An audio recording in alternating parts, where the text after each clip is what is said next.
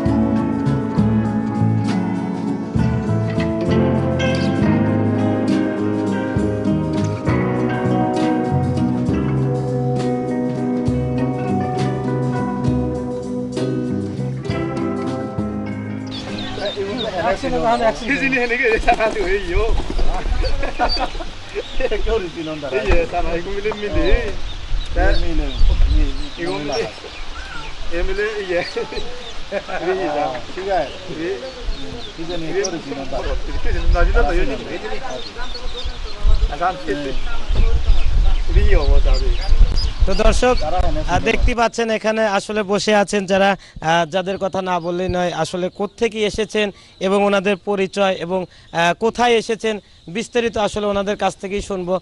সঙ্গী থাকুন। তো দাদা, আদাব। জি নমস্কার দাদা। দাদা, আমি আসলে খামার বাংলা ইউটিউব চ্যানেল থেকে এসেছিলাম। তো দাদা, আপনার নামটা কি? আমার নাম স্নেহরঞ্জন চাকমা, আবার গ্রামে আমার সুমতি বলেও ডাকে, সুমতি বলে অনেকেই চিনে। তো দাদা, এই যে আসলে উনি পাশে বসে আছেন, ওনার সাথে একটু কথা বলে আসি। তো দাদা, আপনার নামটা কি? আপনার নাম হচ্ছে কৃষ্ণ গোপাল চাকমা। কৃষ্ণ গোপাল চাকমা। তো দাদা, আসলে দুজনের সাথেই কথা হবে। আমি আসলে এখানে দেখতে পাচ্ছি যে খান হ্যাচারির প্রতিষ্ঠাতা মালিক যিনি শুকুর আলী খান ভাই বসে আছেন, উনি আসলে পরিচিত মুখ, তাই ওনার কাছে একটু পরে আসছি। আমি আসলে আপনার কাছ থেকে জানতে চাই দাদা, এই যে আপনি আসলে খান হ্যাচারিতে এসেছেন, আসলে আপনার বাড়ি কোথায়? আমার দেশের বাড়ি রাঙ্গামাটি, গ্রাম হলো গুইসরি, এই কলেজের একটু পিছনে আর কি। ওখান থেকে আমি দেশের বাড়ি ওই জায়গায় আমার। তো আমি ঢাকায় সাভারে থাকি, একটা চাকরি করি। তো চাকরি আমার অনেক চলতেছে, প্রায় 15 বছর ধরে চাকরি করি। কিন্তু দেখতেছি যে চাকরি তো আর এত সারা জীবন করা যাবে না, পাশাপাশি একটা কিছু করা দরকার। পরে আমি ইউটিউবে অনেক কিছু দেখি, এক সময় দেখলাম, চিন্তা করছি গরু খামার করব। পরে গরু খামার ঘাটতে ঘাটতে দেখলাম যে একটা খাসের একটা খামারের সন্ধান আসলো। ওখানে ক্লিক করে দেখলাম যে শুকুর আলী ভাইয়ের একটা প্রতিবেদন দেখলাম, ভালোই লাগলো। ওনার কাছে নাম্বার দেওয়া আছে। পরে আমি ওই নম্বরে শুকুর আলীর বাইরে একটা ফোন দিলাম। প্রথমে একবার ফোন দিছি, অবশ্যই ধরে নাই। পরে আবার একবার ফোন দিলাম, তাও মনে হয় রিসিভ করে না। সম্ভবত 3বার আমার ফোন দিছি, তারপরে আমার সে রিসিভ করছে। বললাম, ভাই আমি আসলে এরকম একটা চাচ্ছিলাম যে খামার করব। আমি ট্রেনিংও করি নাই, কোনো আমার এই বিভাগে অভিজ্ঞতাও নাই, শুধু চাকরি করতেছি। উনি বলতেছে, সো এখানে আমরা একটা টিপস দেব। মানে টিপস বলতে মানে কিভাবে বাচ্চা, একদিনের বাচ্চার থেকে ডিম পাড়া পর্যন্ত যেগুলো দেওয়া দরকার, ওনার প্রাথমিক যে একটা ধারণা, ওটা ওরা দিয়ে দেয় খামার থেকে, এটাই বললো আমারে। তো এইভাবে কথা বলতে বলতে আমি আজকে তার সাথে কথা বলে, আমার ভাই রাঙ্গামাটির থেকে আইছে একবার দেশের বাড়ির থেকে। তো আমি ঢাকা থাকি, ঢাকা থেকে উনি দুই ভাই একসাথে আইছি আসলে প্র্যাকটিক্যালি দেখলাম যে হাঁসের খেসারিগুলো দেখলাম, বাচ্চাগুলো দেখলাম, নিজে ধরে ধরে দেখলাম, তো ভালোই লাগলো আমার কাছে। মনে হয় আবার দুপুরে আমার খুব খাওয়া দাওয়া ভালো একটা করাইছে, আমি খুবই খুশি। আসলেই এরকম একটা তারা ব্যবস্থা করছে, আমি ভাবতেও পারি না সত্যি যেটা। তো দাদা আমি আবার আপনার কাছে আসবো। আমি আর একটা কথা আপনার কাছে শুনতে চাই যে এই যে আপনি বলছিলেন চাকরি করেন, তো হঠাৎ চাকরি ছেড়ে খামারের প্রতি উদ্বুগ্ন হলেন, এই বিষয়টা যদি একটু বলতেন। ও চাকরিটা আসলে আমি দেখেন আমার চাকরি প্রায় 18 বছর চাকরি করি আমি। আল্লাহর রহমতে চাকরি লাইফেও আমি একটু ভালোই আছি, আল্লাহর কাছে শুকরিয়া জানাই। তারপরেও আমি একটু চিন্তা করলাম যে আমার আর তো 18 বছর যেহেতু চাকরি হইলো আমার, তো আমি তো আর এত বছর চাকরি করা সম্ভব না, সারা জীবন তো চাকরি করা সম্ভব না। আমি এইরকম পাশাপাশি একটা চাইছিলাম একটা ইনকাম সোর্স, যেটা আমার দরকার পার মান্থলি মনে করেন 1-1.5 লাখ টাকা দরকার। এখন আমি হয়তো পাচ্ছি না, এটা চাকরি করে আমার সম্ভব না এত টাকা ইনকাম করা। তো একটা ইয়েতে দেখলাম প্রতিবেদনে ওইটাই আর কি, মানে এক ব্যক্তি 1400 হাঁস পালন করে সব খরচ বাদ দিয়ে 1,40,000 উনি ক্যাশ টাকা জমা রাখে।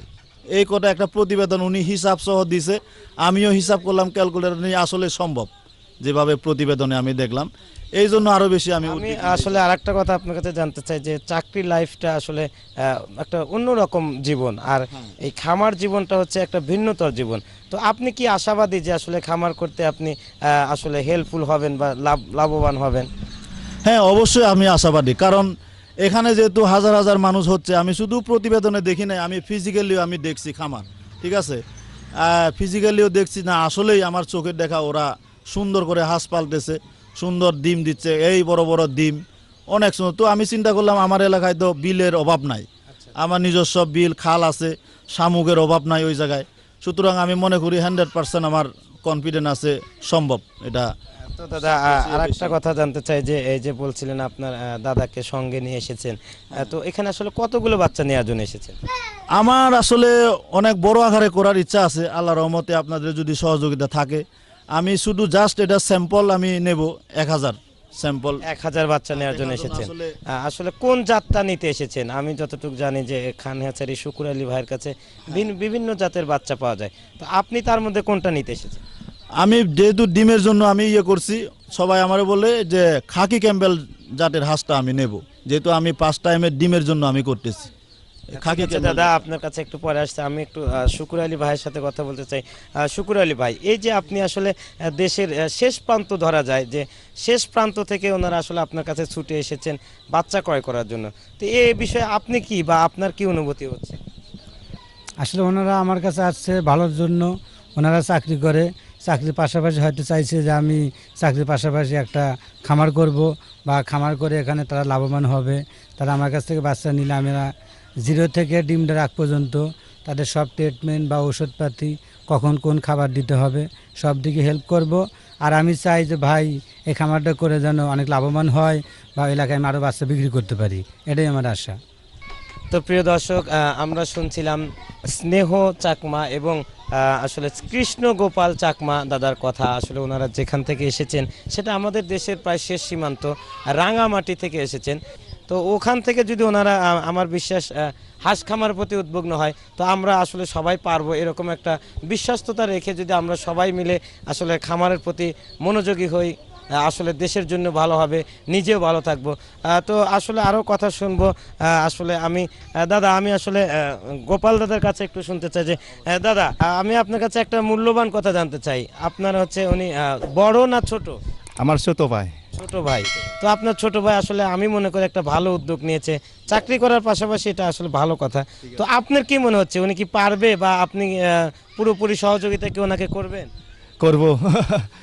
আমার ভাইয়ে যে মোবাইলে দেখছি, আমার সাথে বলছি, নাইলে এই ফার্ম আমি করব, ঘর বাড়ি রেডি করি, আমার সাথে জায়গা আছে খুব। আমি এই মনে কর এই এখন টেঙা পয়সা বহুত আইনতি হবে আমার।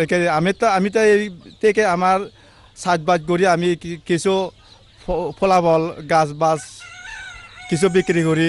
এখন এই বাচ্চাটা নিয়ে গেলে আমার কিছু আমি পয়সা পাওয়ার জন্য আমার এই বাচ্চাটা 2 ভাইয়ে মিলে আমি এখন শুরু করছি এখন এই কাজ। তো দাদা আমি যেমনটা বলবো আপনাকে যে আসলে উনি তো ছোট ভাই, আপনার চাকরিরত আছেন। তো আমি মনে করি যে মূল খামারের দায়িত্বটা আপনার উপরেই পড়বে। তো সেক্ষেত্রে আপনি কি পারবেন আসলে সব কিছু সামাল দিয়ে লাভবান হতে? আমি তো চাচ্ছি লাভবান হবার জন্য। মনে করেন আমার ছোট ভাই তো চাকরি করবে, এটা থাকবে না, শুধু থাকবে আমি এই বাচ্চা আমি পরিবেশন করব, খাওয়া দাওয়া আমি করব। যদি কেউ যদি সমস্যা করতে দেয়, মনে কর আমার এই সবর আলী ভাইয়ের কথা বলবো, কি ওষুধ লাগবে কি না লাগবে সব আমি আমার ভাইয়ের থেকে বলবো, সবর আলী থেকে বলবো। নাহলে এই সমস্যা ওই সমস্যা সবর আলী থেকে তারা কথা বলবার সময় আমার সে ওষুধ আমি বাচ্চাটা খাবার জোগাড় করব। তো দাদা ঠিক আছে, আমরাও চাই যে আপনি অনেক উন্নত হন এবং ভালো পরিচর্যা করে ভালো একটা খামার আপনার ভাই কে উপহার দেন।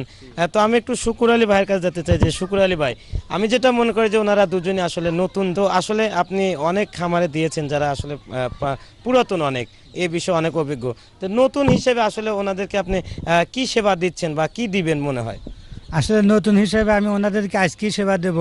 আজকে বাচ্চা দেওয়ার পরে আমি 15 দিন ওষুধ লিখে দেব, কিভাবে খাওয়াইতে হবে, কখন কোন টাইমে ওষুধ খাওয়াইতে হবে, আবার কখন কোন খাবার খাওয়াইতে হবে, এগুলো লিখে দেব। আর 15 দিন পরের থেকে ডিম দেওয়ার আগ পর্যন্ত যদি কোনো সমস্যা হয় আর ভিতরে, আমি নাম্বার দিয়ে দিচ্ছি, আমাকে ফোন করলে আমি সব পরামর্শ দিয়ে দেব। বা কোনো সমস্যা হলে লক্ষণ বললাম, এখান থেকে ওষুধ চেঞ্জ করে দেব। এই যে ওনারা আসলে চাচ্ছিল 1000 বাচ্চা, আসলে কতগুলো পুরুষ এবং কতগুলো মহিলা, নাকি দুটো, কি উভয়ে দিচ্ছেন নাকি? না, ওনারা আসলে দাদারা নিচ্ছে হলো ডিমের জন্য, আর ডিমের জন্য নিতে হলে হাসি নিতে হবে, খাকি ক্যাম্বেল, যেটা মহিলা বলে থাকি আমরা। যেটা মহিলা বলে থাকে সবাই। সেই 1000 বাচ্চা ওনাদের ডিমের জন্য দিচ্ছি। ওনারা পুরুষ বাচ্চা নেবে না, সেটা দেওয়া হচ্ছে না ওনাদের। তো দাদা আমি একটু আপনার কাছে আসতে চাই যে স্নেহ দাদা, আসলে আপনি কিভাবে দেখছেন বিষয়টা, যে শুকুর আলী ভাই যেভাবে বলছেন এই কথাগুলো কি আসলে আপনাদের সাথে মিলছে নাকি আসলে একটু ভিন্নতর আছে? না, শুকুর আলী ভাইয়ের সাথে আমার এ যাবৎ প্রায় 8-10 বার কথা হয়েছে। তো আমি দেখলাম তার কথা এবং কাজের মধ্যে ঠিক আছে। আমি সিরাজগঞ্জ আজ পর্যন্ত কোনো দিন আসি নাই, তো ওনার যে প্রতিবেদনের যে ঠিকানা আছে আমি ঠিক সেভাবে আইসে ঠিক যা উনি প্রতিবেদনে দেখছি, আসলে তার সেই আমি অনেক বেশি মনে হয় মানে আমার সম্মান করছে ওরা খুব। আমি 1000 বাচ্চা নিচ্ছি, এটা যদি আমার ভালো হয়, আমি যদি ইচ্ছা করি আমি আরও 2000 পালবো, আমার পক্ষে সম্ভব, তাহলে আরও আমার ডবল ইনকামটা আসবে। তো আমি চিন্তা করছি একবারে মনের থেকে যে আল্লাহর রহমতে যদি একটু আমার এই 1000 বাচ্চা যে স্যাম্পল নিচ্ছি, তো এটার উপর আমি এক্সপিরিয়েন্স করে আমি একটু বড় আকারে করব, তখন আমি যাব। চাকরিটা হয়তো আমার বেশি দিন করার আমার ইচ্ছা নাই, আমি খামারের দিকে বেশি আমার আগ্রহী। তো দাদা আসলে আমাদের প্রচুর দর্শক আছেন যারা আমাদের আসলে চ্যানেলের সাথে সংযুক্ত, তো তাদের উদ্দেশ্যে বা বেকার যুবকদের উদ্দেশ্যে যদি কিছু বলতেন। আসলে বেকার যুবকদের উদ্দেশ্যে বলার, এখন হয়তো প্রযুক্তি অনেক, ঠিক আছে, এটা তাদেরও বুঝতে হবে কোন দিক দিয়ে বেশি লাভবান। আমি ওই যে বললাম না শুরু থেকে, আমি আগে গরু খামার করতে চাইছিলাম, তো দেখলাম ওখানে অনেক ব্যয়বহুল, বড় অঙ্কের একটা অ্যামাউন্ট করতে হয়। তাছাড়া ওখানে একটা সাপোজ একটা কিছু হইলেই একটা নেগেটিভভাবেও চিন্তা করছি আমি। দেখা গেলো একটা গরু আমি 1.5 লাখ টাকা 2 লাখ টাকা দিয়ে কিনবো, আল্লাহ না করুক প্রাণী, তো সে যে কেউ বড় ধরনের ক্ষতির সম্ভাবনা। যেহেতু আমার মতো ছোটোখাটো পরিবার যদি 1 লাখ 2 লাখ টাকার ক্ষতিগ্রস্ত হয়, তার পক্ষে অনেক। সুতরাং আমি এই জন্য আমি বলবো যারা বেকার আছে অথবা তারা একটু আর্থিক দিকে স্বাবলম্বী হইতে চায়, তারা হাঁসের খামারটা আমার কাছে বেস্ট মনে হয়েছে। এটা অন্য এত কোনো ঝুঁকিও না, এত পুঁজিও লাগে না, অল্প কয়টা কাজ দিয়ে শুরু করে তারা বড় আকারে করতে পারে, আমি এটা মনে করি আর কি। ধন্যবাদ দাদা, আসলে আপনাদের খামারের স্বাবলম্বী ও সুস্থতা কামনা করে আজকে বিদায় নিচ্ছি। ভালো থাকবেন, দেখা হবে হয়তো বা আপনাদের খামারেও একদিন চলে আসতে পারি। তো দাদা ভালো থাকবেন। দর্শক, শুনছিলাম স্নেহ চাকমা এবং শ্রী গোপাল কৃষ্ণ চাকমা দাদার কথা, যারা ছুটে এসেছেন দেশের শেষ প্রান্ত রাঙামাটি থেকে এবং এখানে এসেছেন শুকুর আলী ভাই, যিনি খান হ্যাচারির প্রতিষ্ঠাতা ও মালিক। ইউটিউব চ্যানেল দেখে তাদের পরিচয় এবং ইউটিউব চ্যানেলে তাদের বেশ কয়েকবার কথা হয় এবং সেই কথা অনুযায়ী ঠিকানা মোতাবেক এসেছেন খান হ্যাচারিতে। এবং ওনারা যেভাবে আমাকে বললেন যে ওনারা যেভাবে কথা বলেছিলেন কাজের সাথে কথার অবশ্যই মিল আছে, এবং ওনারা এখানকার আতিথেয়তায় আসলে মুগ্ধ। এবং ওনারা যে বাচ্চাটা নিচ্ছেন 1000 বাচ্চা, এটা আসলে স্যাম্পল আকারে নিচ্ছেন, ওনারা বড় আকারে শুরু করতে চান। সেক্ষেত্রে আমরা সবাই ওনাদের জন্য দোয়া করব। তো দাদা, আমি আপনাদের কাছে একটা রিকোয়েস্ট করব যে আপনাদের ভাষায় যদি একটু বলতেন যে আমাদের দর্শকদের উদ্দেশ্যে যে খামার বাংলা ইউটিউব চ্যানেলটি অনেক সুন্দর, এখানে নতুন নতুন ভিডিও পোস্ট করা হয়, সাবস্ক্রাইব করে খামার বাংলা ইউটিউব চ্যানেলের সঙ্গেই থাকুন, যদি একটু বলে দিতেন। আমার বাংলা ইউটিউব চ্যানেল অনেক খুব লাগে, মই আশা করক তো এখানে সাবস্ক্রাইব করে আমাদের খামার বাংলা চ্যানেলকে উপভোগ করুন ইনশাল্লাহ। তো প্রিয় দর্শক, আজকে চলে যাচ্ছি, পরবর্তীতে দেখা হবে অন্য একটা এপিসোডে অন্য একটা ভালো প্রতিবেদন নিয়ে। সে পর্যন্ত ভালো থাকবেন, সুস্থ থাকবেন, আল্লাহ হাফেজ।